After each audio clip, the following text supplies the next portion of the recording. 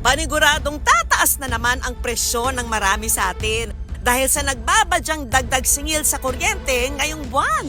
Ang pag-akyat daw ng generation charge ay posibleng dahil sa pagbaba ng halaga ng piso at pagtaas ng transmission rate at presyo ng fuel. Tinatayang nasa 49 centavos per kilowatt hour naman ang madaragdag sa singil ayon sa huling anunsyo ng Meralco. Pero paano kung sa taas na nga ng bayarin sa kuryente, Ma'am, tao po. Baka pwede po makicharge. may bigla pang makikisaksak sa'yo? Lobat lang po kasi yung cellphone ko eh. Ang mga kasabwat nating estudyante na si Sean at nanay na si Francine aarteng makikisaksak. Ate, baka pwede naman po makiplansya kasi nawalan kami ng kuryente. Tataas din ba ang presyon mo? Yan ang aalamin natin sa ating eksperimento. Ate, baka po pwedeng makicharge. Lobat lang po ako kasi. Sige na ate. Sa kabila po. Ay, sige.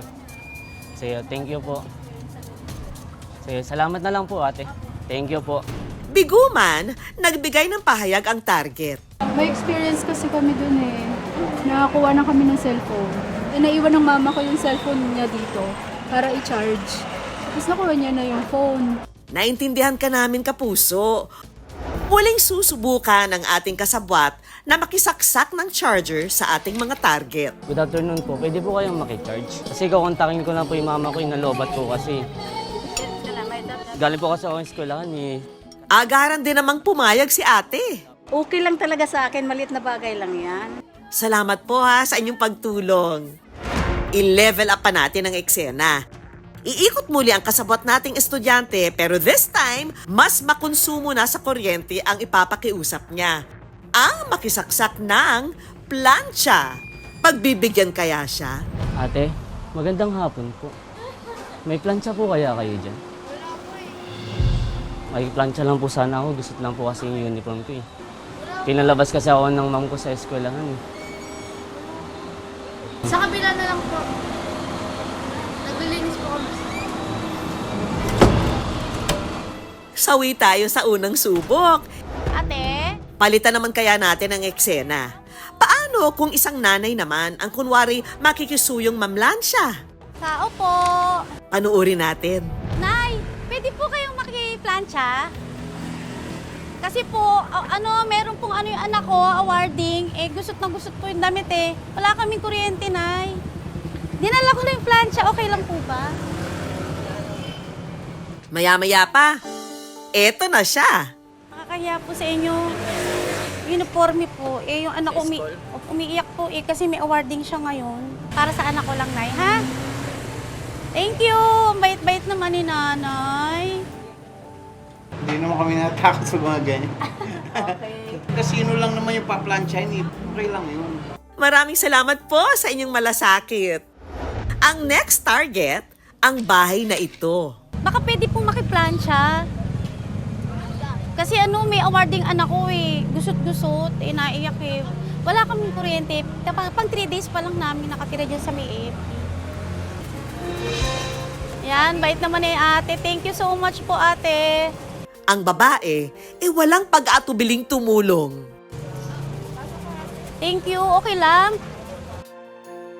Taga-GMA po kami. Syempre, awarding, tapos kung gusot-gusot naman yung uniform, kawawa naman yung bata. Pero paano naman kaya kung hindi si nanay, Ma'am, baka pwede makiplan. kundi si tatay ang kunwaring makikiplansya? Kahit dito na lang po ako mamalansya sa labas. Bakit ka ba gagamitin? Sa program po. Kailangan lang pong makaatin yung anak. Wala kayo kuryente sa inyo? Wala po, naputulan po kami. Kahit isang lang po, paplansyahin ko lang. Tara, saglit lang ha. Thank you po ha sa pagtulong. Ang susunod niyang papakiusapan, ang grupo ng mga babaeng ito. Ma'am, taga dyan lang po ako sa kabilang kanto. Kasi may program po yung anak ko mamayang gabi. Pa-ipipress ko lang po. Makikiplansya lang po ako. Makiplansya. Oo. Dito? Kahit dito lang po sa labas, mga extension lang.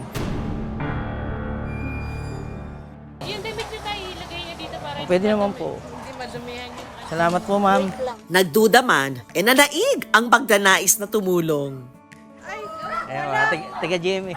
Bali, taga nanay din po ako. Ayoko naman na atin yung anak ko na ganun ang suot.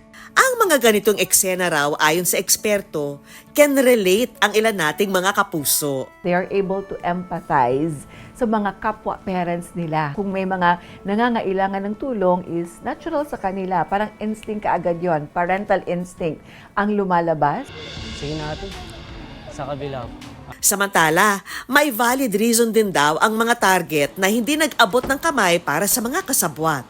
Ang tawag natin dito is self-preservation, to keep ourselves safe and to protect ourselves. Kasi lalo na siguro sa panahon ngayon, lalo na kung nakaranas din sila ng mga times siguro na na-scam sila.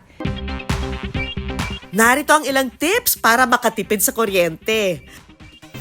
Hugutin lahat ng nakasaksak na appliance sa bahay kapag hindi ginagamit.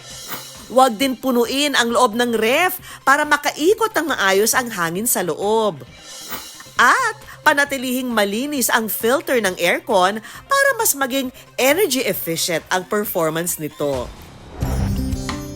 Sa hirap ng buhay at sa taas ng presyo ng mga bayarin, isang malaking hamon para sa atin ang mag-ambag ng tulong sa kapwa, gaano man kaliit.